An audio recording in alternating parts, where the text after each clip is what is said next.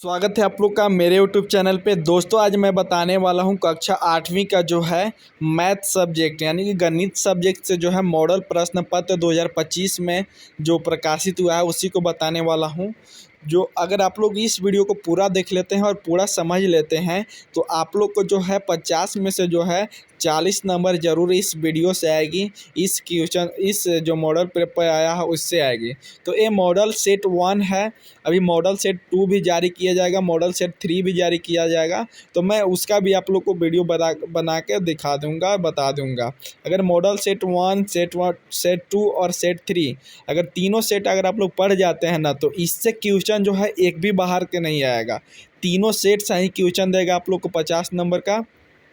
Set से बाहर एक भी क्वेश्चन नहीं रहेगा। तो चलिए आप लोग अच्छा से इसको ध्यान से देखिएगा वीडियो को। अगर मेरा वीडियो अच्छा लगेगा तो ज़रूर मेरे यूट्यूब चैनल को सब्सक्राइब कर दीजिएगा, बेल आइकन को प्रेस कीजिएगा और अपने दोस्तों के पास शेयर कीजिएगा। तो बिना देर किए वीडियो को स्टार्ट करते हैं। तो देखिए पहला क्वेश्चन दिया हुआ है यहाँ पे 5 का गुणात्मक प्रतिलोम व्युत्क्रम पूछ रहा है। 5 का गुणात्मक प्रतिलोम व्युत्क्रम पूछ रहा है तो इसका हो जाएगा 1/5। जब भी आप लोग गुणात्मक प्रतिलोम बोलेगा ना तो 5 बोल रहा है तो 5 को आप लोग नीचे ला दीजिएगा। यानी कि ऊपर जो है 1 से आप लोग को जैसे 5 पूछ रहा है तो 5 का क्या हो जाएगा 1/5 हो जाएगा। उसी तरह से अगर 10 का पूछता हो क्या हो जाता है 1/10 हो जाता है। अगर 20 के पूछता 20 का गुणात्मक प्रतिलोम क्या होगा तो इसका ऑप्शन नंबर मतलब 20 का जो है 1/20 हो जाता है। यानी कि जिसका भी पूछेगा उसको 1/, कर दीजिएगा, ठीक है। अगला क्वेश्चन देखिए आता है गुणनफल 1 प्राप्त करने के लिए 7/23 को किससे गुना करना होगा। यहाँ पे क्वेश्चन बोला है गुणनफल 1 प्राप्त करना है आपको, यानी कि 7/23 जो है इसमें आपको किससे गुना कीजिएगा कि आपको 1 प्राप्त होगा।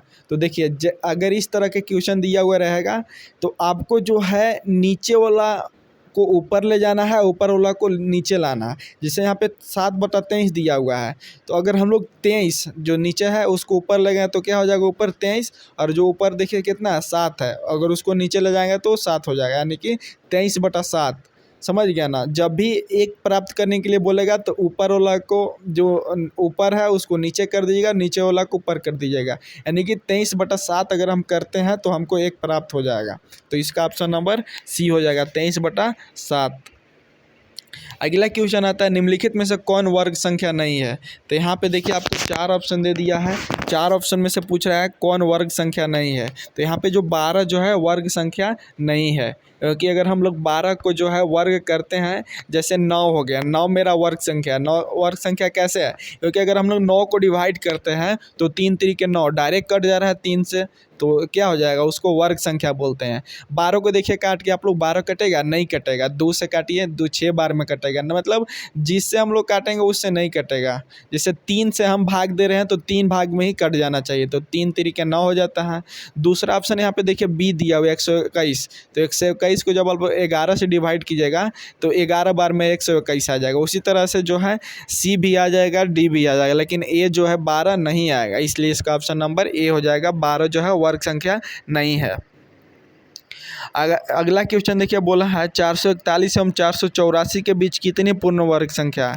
तो 441 और 484 के बीच जो है एक भी पूर्ण संख्या नहीं है, इसलिए इसका ऑप्शन नंबर ए हो जाएगा 0।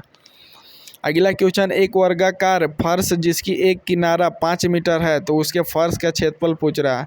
तो आपको जो है वर्गाकार का आपको यानी कि वर्ग का क्षेत्रफल आप लोग को याद कर लेने का ज़रूरत है।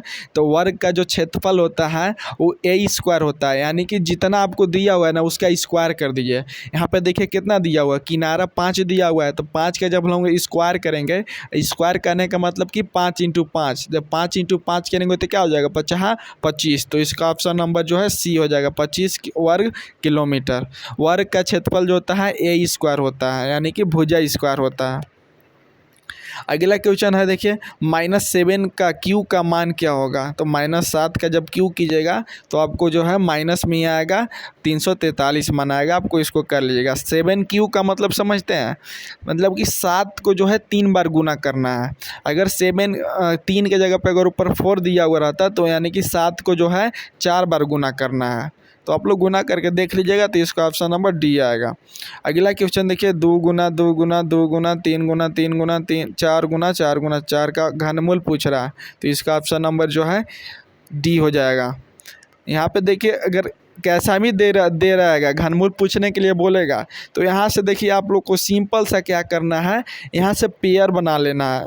एक मैं शॉर्ट तरीका बता रहा हूँ कि यहाँ पे देखिए 2 3 और 4 दिया हुआ है क्वेश्चन में ना, तो यहाँ पे सिंपल से क्या करना है, एकत गो सबको लेना है।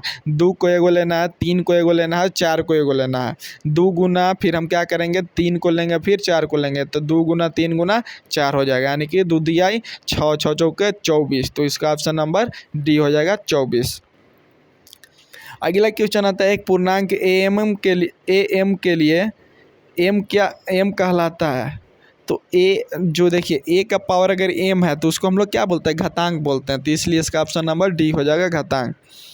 यहाँ पे देखिए बोला है 2/3 का गुणन व्युत्क्रम है, तो यहाँ पे देखिए फिर से आ गया उसी तरह से जैसे पहला क्वेश्चन बोला था 5 का व्युत्क्रम, तो हम लोग क्या किए थे 1/5 कर दिए थे, लेकिन यहाँ पे 2/3 बोला है, तो हम क्या बोले थे, वो जो नीचे है उसको ऊपर ले जाइए, ऊपर वाला को नीचे लाइए। तो नीचे देखिए 3 है, 3 को ऊपर ले जाएंगे तो ऊपर 3 हो जाएगा, 2 है ऊपर तो इसको नीचे ले जाएंगे तो क्या हो जाएगा 3/2 हो जाएगा, इसलिए इसका ऑप्शन नंबर सी हो जाएगा। अगला question, a m into b m के बराबर होगा, तो इसका ऑप्शन नंबर जो है डी हो जाएगा। ए बी का पावर ए एम करेंगे, उसको उसी को हम लोग तोड़ेंगे तो a m into b m हो जाएगा, ठीक है। अगला क्वेश्चन, 4a + b3 बराबर 55 हो तो ए और बी का मान निकालें। यहाँ से देखिए 4a + b3 दिया हुआ है इक्वल टू 55 दिया हुआ है, तो यहाँ से ए और बी का मान निकालना है, जो कि बहुत ही सस्ता है। यहाँ पे देखिए कैसे ए और बी का मान निकलेगा। सबसे पहले ए और बी देखिए एक ही तरफ है, तो हम लोग क्या करेंगे उसको एक तरफ भेज देंगे, तो यहाँ पे हो जाएगा 4a =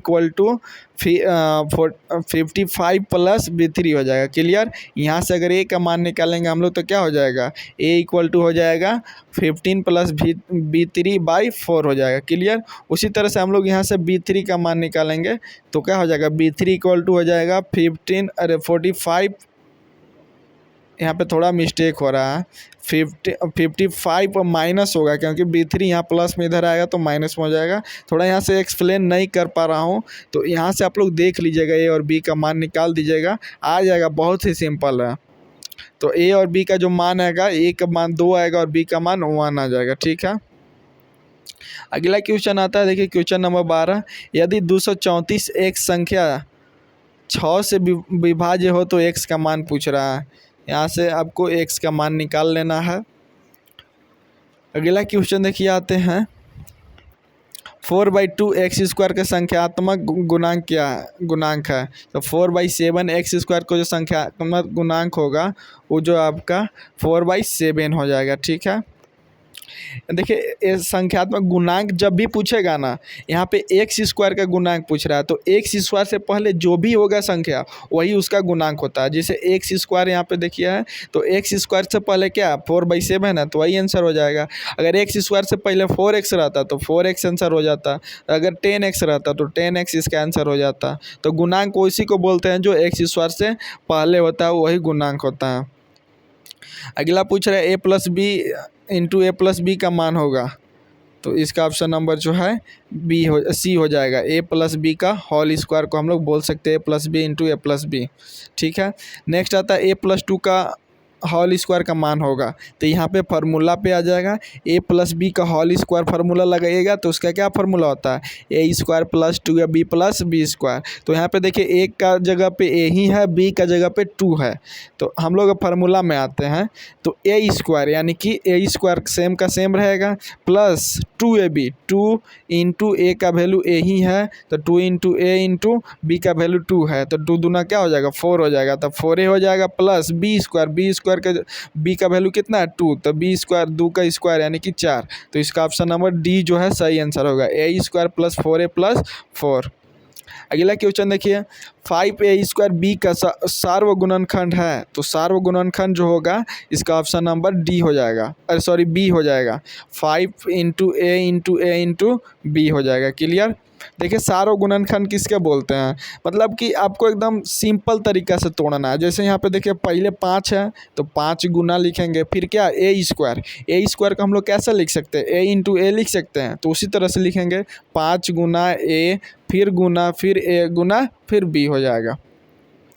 नेक्स्ट आता है देखिए खाली स्थान का गुणनखंड x plus a into x plus b है, तो इसका ऑप्शन नंबर ए हो जाएगा, x square plus a plus b into x plus a b हो जाएगा। नेक्स्ट आता है देखिए एक रैखिक समीकरण के कितने हल हो सकते हैं, तो जो एक रैखिक समीकरण होता है कि एक रैखिक समीकरण का जो है एक ही हल हो सकता है, तो इसलिए इसका ऑप्शन नंबर ए हो जाएगा। नेक्स्ट क्वेश्चन देखिए आते हैं 5x प्लस 7 बराबर 2x प्लस 8 समीकरण का हल है। जब इसको आप लोग सोल्व कीजिएगा तो यहाँ से x का वैल्यू जो है 1/3 आ जाएगा, आप लोग उसको निकाल लीजिएगा। अगला क्वेश्चन देखिए आते हैं 50 आमों के समूह में से 40% आम पके हुए हैं, पके हुए आम की संख्या निम्नलिखित में से क्या होगी। तो यहाँ पे देखिए बोल रहा है 5 आम की संख्या है जिसमें कि 40% आम पका हुआ है, तो उसमें से आम की संख्या पूछ रहा है, ठीक है, तो इसका ऑप्शन नंबर डी हो जाएगा, 20 हो जाएगा।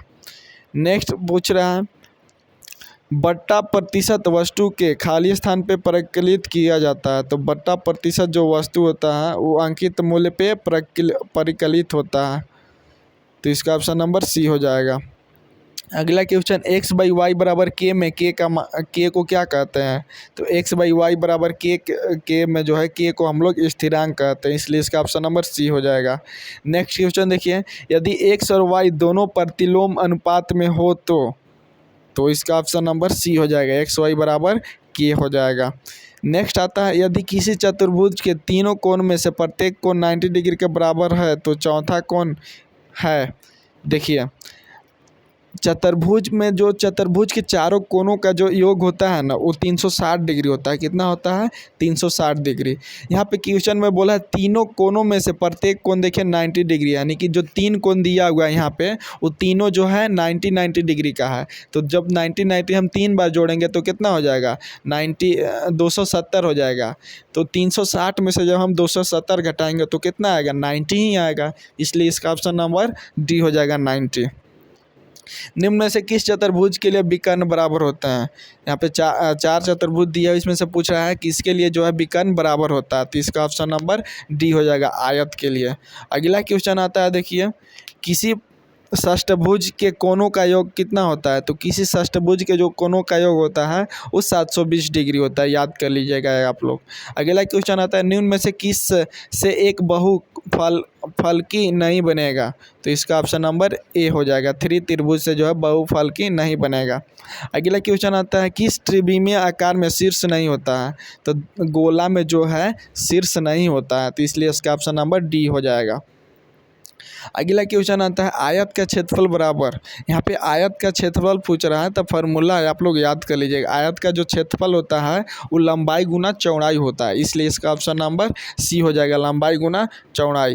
अगला क्वेश्चन देखिए बोला है वर्ग की एक भुजा की लंबाई 25 सेंटीमीटर, तो इसका परिमाप क्या होगा, तो वर्ग का जो परिमाप होता है वो क्या होता है 4a होता है, समझ गया, वर्ग की जो परिमाप होता है 4a होता है, यानी कि 4 इंटू ए मतलब भुजा होता है, तो यहाँ पे भुजा की लंबाई कितना दिया हुआ 25 दिया हुआ है और फार्मूला में 4 है, तो 4 इंटू 25 करेंगे तो कितना हो जाएगा 100 सेंटीमीटर हो जाएगा। नेक्स्ट आता है वैसी आकृति जिसकी 3 विमाएँ होती है कैसी आकृति कहलाती हैं, पूछ रहा है वैसी आकृति जिसकी 3 विमाएँ होती है उसको हम लोग क्या बोलते हैं, तो उसको हम लोग त्रिविमीय आकृति बोलते हैं, सिंपल सी बात है, 3 है तो हम लोग त्रिविमीय बोलेंगे। नेक्स्ट क्वेश्चन देखिए आते हैं एक्स भुजा वाले घन का पृष्ठीय क्षेत्रफल क्या होगा, यहाँ पे घन का पृष्ठीय क्षेत्रफल पूछ रहा है, तो घन का पृष्ठीय क्षेत्रफल जो होता है 6x² होता है, इसलिए इसका ऑप्शन नंबर 6 हो जाएगा। यहाँ पे देखिए समझने का जरूरत है, यहाँ एक्स भुजा वाले बोला है तो यहाँ पे 6x हो गया, अगर ए भुजा वाले पूछता तो यहाँ पे 6a² हो जाता, क्लियर। नेक्स्ट क्वेश्चन देखिए आते हैं आंकड़े 9, 8, 4, 3, 2, 1, 6, 4, 8, 10, 12, 15, 4, 3 का परिसर, यहाँ पे परिसर पूछ रहा है, तो आप लोग परिसर निकालने जानते होंगे तो निकाल लीजिएगा, तो इसका डायरेक्ट आंसर जो है 14 आएगा। अगला क्वेश्चन, एक्स अक्ष से 3 इकाई की दूरी पे, वाई अक्ष से 6 इकाई की दूरी पे स्थित बिंदु के निर्देशांक है। तो इसका निर्देशांक जो है इसका हो जाएगा 6,3 हो जाएगा। क्लियर। नेक्स्ट आते हैं 0.0081 का वर्गमूल होगा, तो जो 0.0081 का वर्गमूल होगा 0.09 होगा। क्लियर। अगला क्वेश्चन आता है, दो क्रमागत वर्ग संख्या के बीच कितनी पूर्ण वर्ग संख्या होती है। तो दो क्रमागत वर्ग संख्या के बीच जो है 0 पूर्ण वर्ग संख्या होती है, जिसका ऑप्शन नंबर ए हो जाएगा 0। नेक्स्ट आता है, किस विकल्प में 2/3, 11/15, 5/12 को अवरोही क्रम में रखा गया है। तो इसका ऑप्शन नंबर सी हो जाएगा। 11/5 पहले आएगा, फिर 2/3 आएगा, फिर 5/12 आएगा। अगला क्वेश्चन, 5/9 फिर प्लस फिर -8/9 का मान निम्नलिखित में क्या होगा। तो इसका ऑप्शन नंबर डी हो जाएगा, सॉरी बी होगा, -1/3 हो जाएगा। क्लियर। अगला क्वेश्चन आता है, यदि a बराबर -1 और b बराबर 2 है तो a का पावर b इंटू बी का पावर a का मान क्या होगा। तो इसको जब आप लोग सोल्व कीजिएगा तो इसका ऑप्शन नंबर ए हो जाएगा, 1/2 इसका आंसर आएगा। अगला क्वेश्चन देखिए, क्वेश्चन नंबर 40, 120 डिग्री का कोण को कहते हैं। तो 120 डिग्री का जो कोण होता है उसको जो हम लोग अधिक कोण बोलते हैं। याद रखिएगा, 120 डिग्री के कोण को जो हम लोग क्या बोलते हैं, अधिक कोण बोलते हैं। क्लियर। नेक्स्ट आता है, रामानुज कौन है। रामानुज जो क्या है, तो यहाँ पे सिंपली वैज्ञानिक का नहीं बात हो रहा है, जीव विज्ञानिक का नहीं बात हो रहा है, रसायन विज्ञानी का बात नहीं हो रहा है। यहाँ पे किसकी बात हो रहा है, गणितज्ञ की बात हो रही है। इसलिए रामानुज जो है यहाँ पे क्या है, गणितज्ञ है। क्लियर। नेक्स्ट आता है, संख्या ABC के लिए कौन सही है। यहाँ पे संख्या ABC के लिए पूछ रहा है कौन सही है। तो इसका ऑप्शन नंबर डी हो जाएगा, 100A + 10B + C। Clear. Next आता है, निम्नलिखित में कौन द्विपदीय बीजीय व्यंजक है। यहाँ पे देखिए 4 ऑप्शन दिया हुआ है, 4 ऑप्शन में से पूछ रहा है कौन जो है द्विपदी बीजीय व्यंजक है। तो इसका ऑप्शन नंबर ए हो जाएगा, x² - 1 जो है द्विपदी बीजीय व्यंजक है। क्लियर। अगला क्वेश्चन आता है, घन का कुल पृष्ठीय क्षेत्रफल का सूत्र है। तो घन का जो कुल पृष्ठीय क्षेत्रफल का जो सूत्र होता है वो 6L² होता है। क्लियर। इसलिए इसका ऑप्शन नंबर डी हो जाएगा, 6L²। अगला क्वेश्चन आता है, निम्नलिखित में से घनात्मक परिमेय संख्या है। यहाँ पे 4 ऑप्शन दिया हुआ है, 4 ऑप्शन में से पूछ रहा है कौन जो है घनात्मक परिमेय संख्या है। तो इसका ऑप्शन नंबर डी हो जाएगा, 4/5 जो है घनात्मक परिमेय संख्या है। क्लियर। धनात्मक, सॉरी। नेक्स्ट क्वेश्चन देखिए आता है, क्वेश्चन नंबर 46, 32.768 का घनमूल क्या होगा। तो यहाँ पे घनमूल आप लोग निकालने जानते होंगे। तो जब आप लोग घनमूल निकालिएगा तो इसका जो आंसर आएगा वो आएगा 3.2 आएगा, यानी कि इसका ऑप्शन नंबर जो है ए हो जाएगा। क्लियर। नेक्स्ट आता है देखिए, 11/25 भागे खाली स्थान बराबर -11/25 में रिक्त स्थान में क्या होगा। यहाँ पे बहुत इंटरेस्टिंग क्वेश्चन दिया हुआ है। तो इसको जब आप लोग सोल्व कीजिएगा तो इसका ऑप्शन नंबर डी हो जाएगा, -5 जो 5/8 जो है ब्लैंक स्थान में भरा जाएगा। क्लियर। नेक्स्ट क्वेश्चन देखिए दिया हुआ है, 0.25 का वर्गमूल होगा। तो 0.25 का जो वर्गमूल होगा वो 0.5 होगा। समझ गए आप लोग। वर्गमूल घनमूल ये सब निकालने जो है सीख लिए हैं। तो ये सब जो क्वेश्चन मैं दे रहा हूँ इसको ज़रूर प्रैक्टिस कीजिए आप लोग, क्योंकि ये सब वर्गमूल घनमूल ये सब आता ही आता है। तो चलिए अब अगला क्वेश्चन आते हैं। देखिए अगला क्वेश्चन दिया हुआ है, यदि 2 का पावर x + 3 = 2 है तो x का मान पूछ रहा है।